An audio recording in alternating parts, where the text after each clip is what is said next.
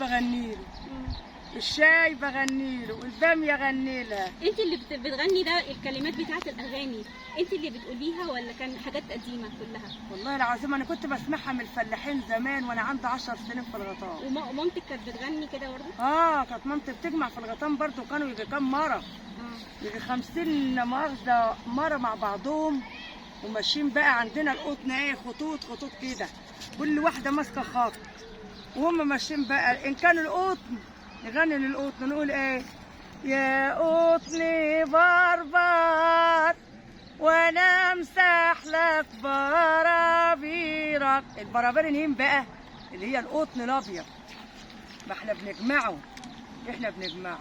بنقول احنا بقى مطلعين الاغنيه دي على القطن. الفراوله كان ليها حاجه؟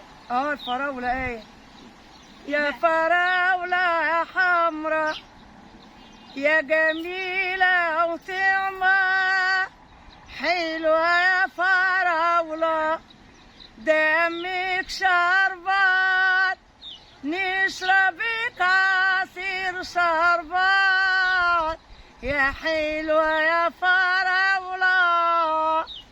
طب قولي لي بقى، انت عندك كام يعني عيل او راجل وست، وهل بيعرفوا يغنوا زيك ولا لا؟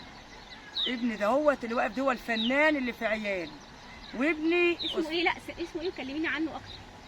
اسمه قولي لنا اسمه هيثم، وكلمينا عشان انا صوتي مش ابني ده هيثم ده ابني اللي هو فنان بقى، واخوه طارق الكبير استاذ أورج، والمرحوم الله يرحمه اللي مات ابني